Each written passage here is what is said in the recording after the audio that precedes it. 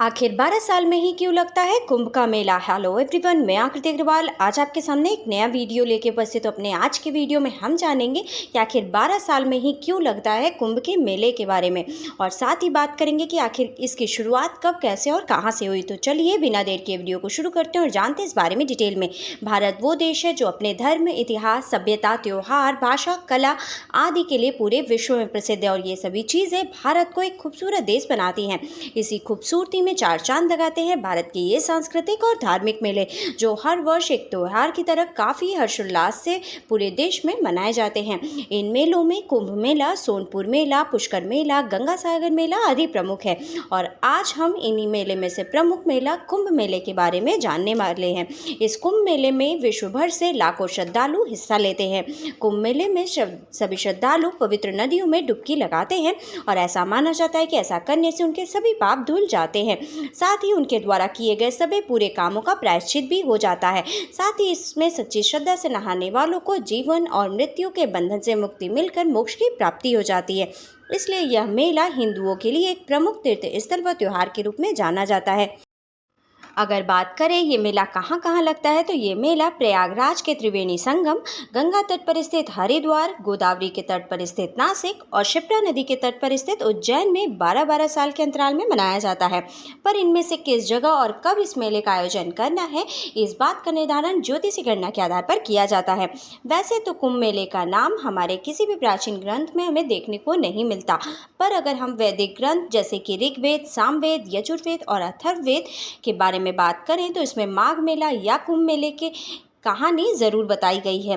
कुंभ मेले के बारे में डिटेल में जानने के लिए हमें हिंदू पौराणिक ग्रंथों के एक ऐसे किस्से को जानना चाहिए जिसकी वजह से आदिकाल से लेकर आज तक कुंभ मेले का आयोजन बड़े ही शानदार तरीके से किया जाता रहा है। पौराणिक कथा के अनुसार ऐसा माना जाता है कि हिंदू ऋषि दुर्वासा ने सभी देवी देवताओं को शाप दे दिया, जिससे वो सभी शक्तिहीन हो चुके थे और अपने स्वर्ग लोक को छोड़ नीचे धरती पर एक आम इंसान की तरह जीवन जी रहे थे।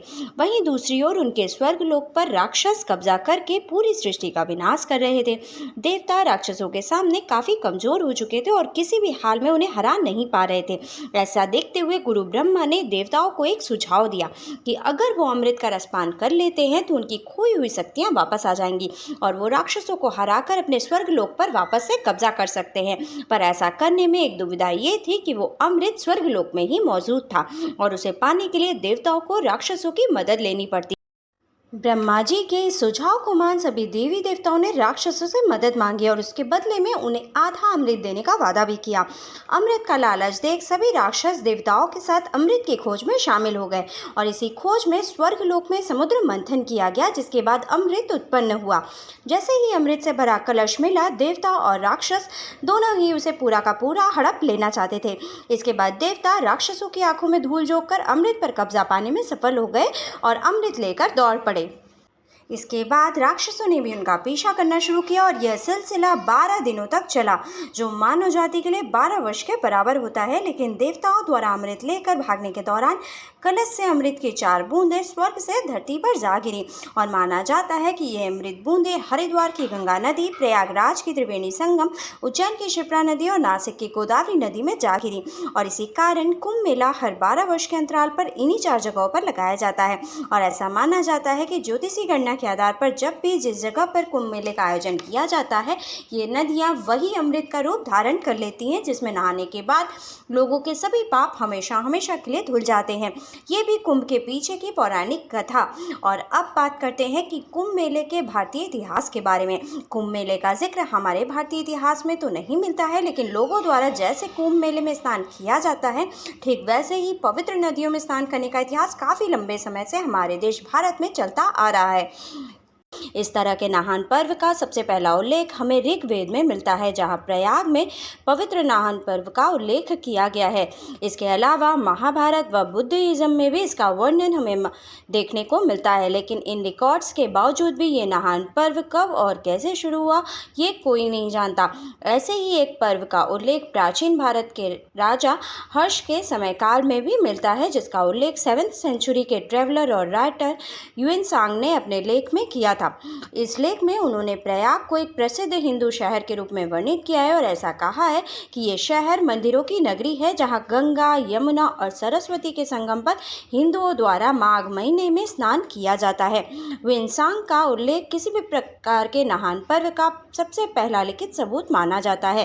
प्रयाग के नहान पर्व का उल्लेख 16वीं शताब्दी के रामचरितमानस व आईने अकबरी में भी हमें देखने को मिलता है। अगर केवल और केवल लिखित रूप में कुंभ मेले के सबसे पहले उल्लेख की बात करें तो वो 19वीं सेंचुरी से पहले तक कहीं भी नहीं मिलता और कुंभ, महाकुंभ व अर्धकुंभ जैसे टर्म्स का उल्लेख 19वीं सेंचुरी के बाद ही देखने को मिलता है।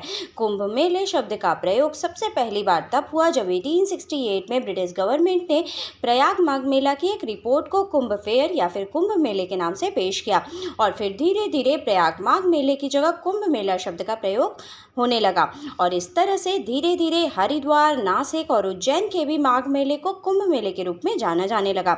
अगर इतिहास की बात करें तो यही कुंभ मेला ब्रिटिशर्स के खिलाफ हुई 1857 रिवोल्ट और इंडिपेंडेंट मूवमेंट का भी केंद्र बिंदु रहा, जिसमें भारत को आज़ाद कराने के लिए, जबरन धर्म परिवर्तन रोकने के लिए और पिलग्रिमेज टैक्स रोकने के लिए एक अहम भूमिका निभाई। इसके अलावा प्रयाग कुंभ मेला में ही सनातन धर्म सभा ने मिलकर ये डिसाइड किया कि वो बनारस हिंदू यूनिवर्सिटी की स्थापना मदन मोहन मालवीय के नेतृत्व में करेंगे और इससे ये कहा जा सकता है कि कुंभ मेले ने ही कहीं ना कहीं इंडिया के one of the top most universities की स्थापना में भी अहम भूमिका निभाई। अब अगर बात करें कुंभ मेला कब लगता है तो इस बात का निर्धारण कैसे होता है, तो अमृत को असुरों से बचाने के संघर्ष में चंद्रमा ने अमृत को बचाया था और बृहस्पति देव ने कलश को छुपा लिया था तथा सूर्य देव ने कलश को टूटने से बचाया था, जिसके बाद शनि देव ने देवराज इंद्र से रक्षा की थी। इसलिए जब इन ग्रहों का संयोग एक राशि में होता है तब महाकुंभ का आयोजन किया जाता है। अब अगर बात करें कुंभ मेले के प्रकार के बारे में तो सबसे पहले नंबर पर आता है महाकुंभ मेला। यह केवल उत्तर प्रदेश के प्रयागराज में आयोजित किया जाता है। ये हर 144 साल में या फिर 12 पूर्ण कुंभ मेले के बाद आता है। इसके बाद दूसरे नंबर पर आता है पूर्ण कुंभ मेला। यह हर 12 साल में आता है। विशेष तौर से भारत में 4 कुंभ मेला यानी कि प्रयागराज, हरिद्वार, नासिक और उज्जैन में आयोजित किया जाता है। हर 12-12 साल में इन दोनों स्थान पर मनाया जाता है।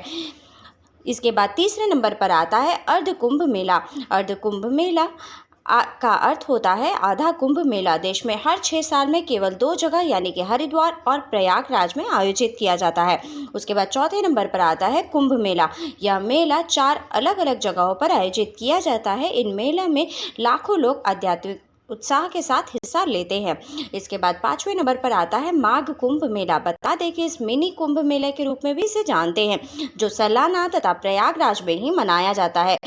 कुंभ मेले से जुड़ी ये इन्फॉर्मेशन अगर आपको अच्छी लगी तो हमें कमेंट करके ज़रूर बताइएगा। आज के वीडियो में बस इतना ही। For more such interesting video like and subscribe my channel. Thank you. Bye bye.